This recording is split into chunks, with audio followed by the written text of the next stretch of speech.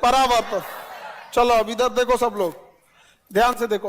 अगर प्रकाश किसी चिकने तल से टकराकर और उसी तल में चली गई थी, टकराकर उसी तल पे चली गई थी, तो क्या कहलाता? परावर्तन। क्या कहलाता? परावर्तन।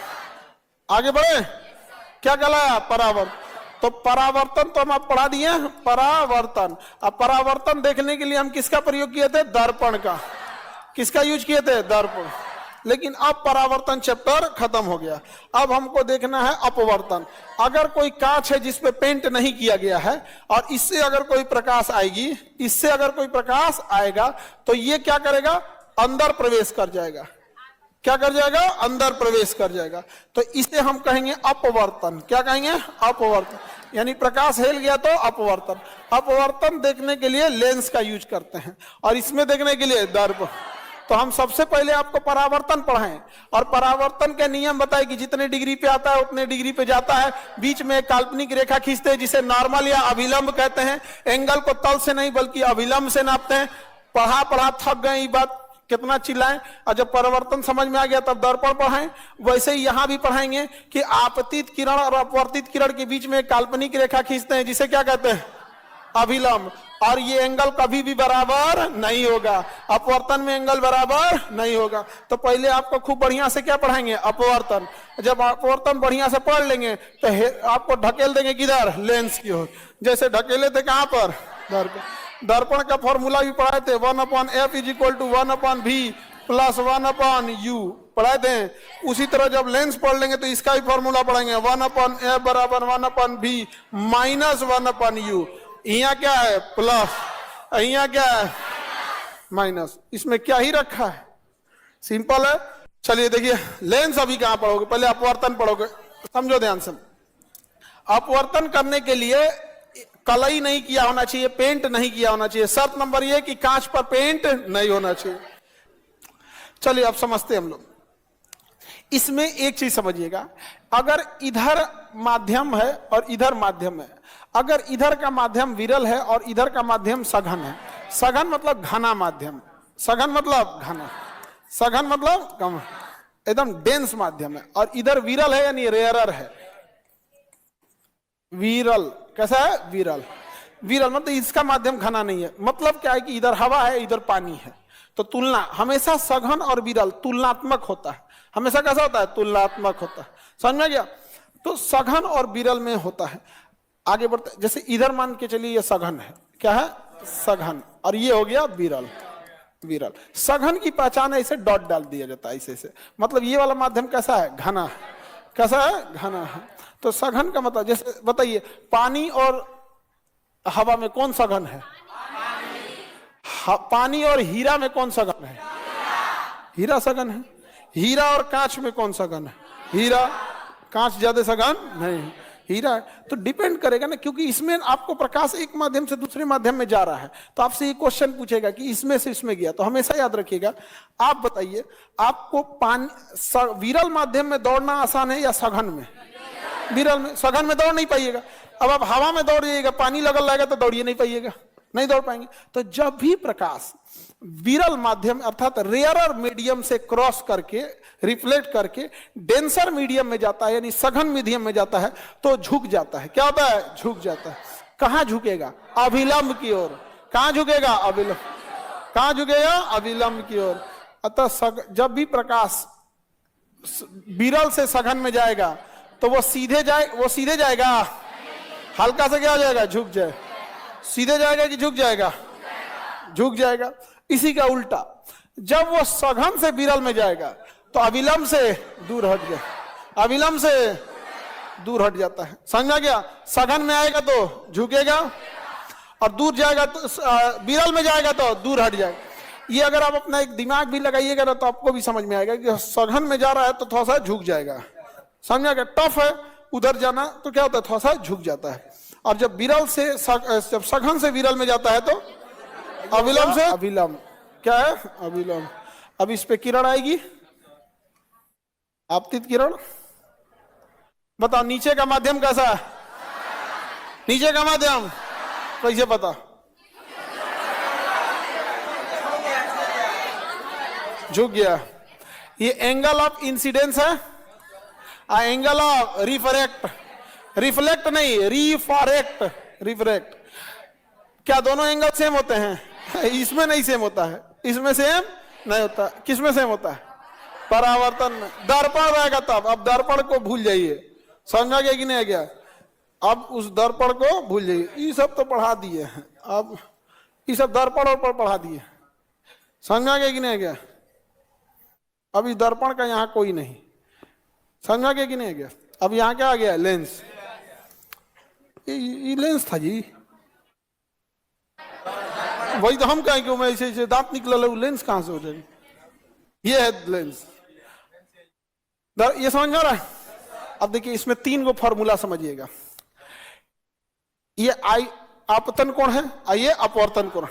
तो इन दोनों में परावर्तन हो रहा है या अपवर्तन हो रहा है? कितना अपवर्तन होगा इसी को कहते हैं अपवर्तनांक। क्या कहेंगे? अपवर्तन। अपवर्तनांक को म्यू से दिखाते हैं। किससे दिखाते हैं? म्यू। अपवर्तनांक का फॉर्मूला होता है कि साइन आई बटा साइन आर, साइन आई बटा साइन आर। इसने दिया था स्नेल ने। किसने दिया था? Snell. Sine i by sine r. बताइए अपवर्तनांक कितना अपवर्तन होगा, इसी को हम रिफ्रैक्टिव इंडेक्स कहेंगे। क्या कहेंगे? Reflective index, reflective index, refractive index. याद रहेगा? अपवर्तनांक। हाँ, रिफ्लेक्टिव नहीं जी, रिफ्रैक्टिव एक जैसा सुनाई देता है, रिफ्रैक्टिव इंडेक्स। और रिफ्लेक्शन तो भूल जाइए आप लोग। तो बताइए स्नेल का नियम म्यू बराबर, म्यू बराबर साइन आई बटा साइन आर। एक और होता है म्यू बराबर होता है सी अपॉन भी, म्यू बराबर सी अपॉन भी। प्रकाश की चाल बटा वस्तु की चाल, प्रकाश की चाल बटा वस्तु की चाल। समझा गया कि नहीं? तो इसमें भी देगा आपको न्यूमेरिकल निकालने के लिए। तो दोनों में इजी है। जैसे अगर दे देगा कि आपतन कोण 60 डिग्री है, अपवर्तित कोण 30 डिग्री है, तो करना क्या है? साइन 60 डिग्री बटा साइन 30 डिग्री वैल्यू रख के निकाल लेंगे। या फिर वो कह देगा कि ये तो विरल माध्यम है, वायु है, तो वायु में प्रकाश की चाल सी होती है। क्या होती है? सी। और कह देगा हीरे में प्रकाश की चाल अलग है, तो हीरे में अलग होगी। तो भी का मतलब होता है माध्यम में प्रकाश की चाल, चाहे वो हीरा में बोलेगा, पानी में बोलेगा या तेल में बोलेगा। इसका 3 × 10 के पावर 8 तो पता है। समझ में आ गया कि नहीं आ गया? साइन सी क्या हो जाएगा? सी बाई भी। क्या हो जाएगा? सी बाई भी। याद रहेगा? म्यू का 2 गो फॉर्मूला याद रहेगा। म्यू का तीसरा भी फॉर्मूला होता है। आपके इसमें तीनों फॉर्मूला लिखा होगा। अरे छोड़िए, इसमें यहां समझिए ध्यान से। और इसमें लिखा है, हम बता देंगे। वो एक जगह पहले यहां समझो, आर बाई भी होता है, आर बाई भी। जैसे यहां सी बाई भी है ना, वैसे होता है real upon virtual, real upon virtual, real upon virtual, real upon virtual. तो म्यू के कितने फॉर्मूला याद हुआ? म्यू का कितना फॉर्मूला? 3। अभी तीनों पे आगे न्यूमेरिकल बनाना है, बहुत सिंपल होता है। अगर एंगल दिया होगा तो स्नेल का नियम sine i by sine r, speed दिया होगा तो सी बाई भी, और गहराई दिया होगा तो आर बाई भी, सी बाई भी, आर बाई भी, I by R, I by R. अपवर्तन के कारण हमें कई ऐसी घटनाएं देखने को मिलती हैं। अपवर्तन, अपवर्तन मतलब इल्यूजन। देखिए इसमें एंगल सेम नहीं है, इसलिए एंगल सेम ना होने के कारण अपवर्तनांक पे कई चीजों का प्रभाव पड़ता है। गहराई का प्रभाव आर बाई भी, चाल का भी प्रभाव पड़े सी बाई भी, एंगल का भी प्रभाव है। इसलिए अपवर्तन में हमें कई घटनाएं देखने को मिलने लगती हैं। जैसे ये जो प्रकाश आ रहा है तारों से, वो टिमटिमाता हुआ आएगा, क्योंकि वो फिक्स एंगल पे नहीं आ रहा है। आ तो रहा है, ठीक है, वो टिमटिमाता क्यों है? क्योंकि बीच में वायुमंडल आ जाता है, और वायुमंडल आने की वजह से वायुमंडल हो जाता है सघन और अंतरिक्ष हो जाता है विरल। अंतरिक्ष है विरल, तो जहां वो तारा है वो है विरल, और जब वहां से प्रकाश चली है और जो वायुमंडल में आ जाती है तो क्या हो जाता है? टिमटिमाता इसलिए रहेगा क्योंकि हमारा वायुमंडल की भी सघनता एक जैसा नहीं है। बहिर्मंडल कम सघन, आयन मंडल उससे ज्यादा सघन, मध्य मंडल उससे ज्यादा सघन, आयन मंडल संताप मंडल और ज्यादा सघन, अक्षोभ मंडल और सघन। तो जो प्रकाश आ रही है ना, एक तो विरल से आ रहा है, वायुमंडल में 5 लेयर है, अब पांचों की सघनता बढ़ते जा रही है, तो जैसे वो बहिर्मंडल में घुसेगा तो थोड़ा और झुकेगा। आयन मंडल में और झुकेगा, समताप मंडल में और झुकेगा, क्षोभ मंडल में और झुकेगा, हमको ना उसका प्रकाश टिमटिमाता हुआ लगेगा। कैसे लगेगा? टिमटिमा। तो वायुमंडल में तारे टिमटिमाते हैं, किस कारण? ट्विंकल ट्विंकल लिटिल स्टार, हाँ? तारा का टिमटिमाना, तारा का टिमटिमाना, तारा का टिमटिमाने के कारण, तारे के टिमटिमाने के कारण अपवर्तन होता है। समझ आ गया कि नहीं? अपवर्तन होता है तारे के टिमटिमाने के कारण। आप देखेंगे अगर कोई चीज जल में रखा है, जल में रखा सिक्का, जल रखा सिक्का, सिक्का या क्वाइन, वो थोड़ा सा ऊपर उठा हुआ दिखता है। जल में रखा हुआ सिक्का, मछली या कुछ भी वास्तविक गहराई से थोड़ा सा उठा हुआ दे, क्या होता है? उठा हुआ प्रतीत, उठा हुआ प्रतीत होता है कि नहीं होता? समझ में आ रहा है कि नहीं? आप देखिएगा यहाँ पे तो उठा हुआ थोड़ा सा प्रतीत होता है। आगे बढ़े, उसका डायरेक्ट आप उसको नहीं ला सकते हैं। जल में कोई चीज रखा तो उसकी गहराई अलग लगी। अब हमारा वायुमंडल जो है, वायुमंडल में भी पानी की मात्रा है, वाष्प है, जल वाष्प है, वही ना बरस जाता है। हम लोग जो भाप छोड़ रहे होते हैं, सांस, खाना पीना बना रहे होते हैं, सब जलवाष्प वायुमंडल में चला जाता है। तो वायुमंडल में भी अगर कोई चीज है ना, तो वो भी थोड़ा सा उठा हुआ दिखेगा। जैसे ये हमारा पृथ्वी है, और पृथ्वी में यहाँ सूर्य डूबने के टाइम इधर हो जाएगा, उगने के टाइम इधर हो जाएगा, इधर हो जाएगा सूर्य। और हमें दिखना तब चाहिए जब सूर्य इस लेवल पर आए, जब सूर्य इस लेवल पे आएगा तब ना दिखना चाहिए। लेकिन समझिए, अपवर्तन का काम क्या होता है? किसी भी चीज को अपनी वास्तविक गहराई से उठा के दिखा देना, रियल गहराई से उठा के दिखा देना।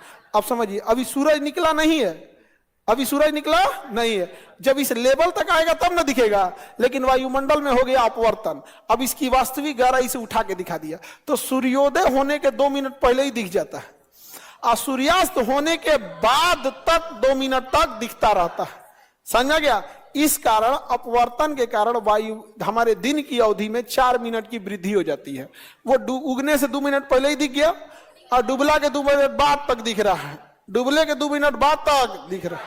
Any problem? सूर्योदय एंड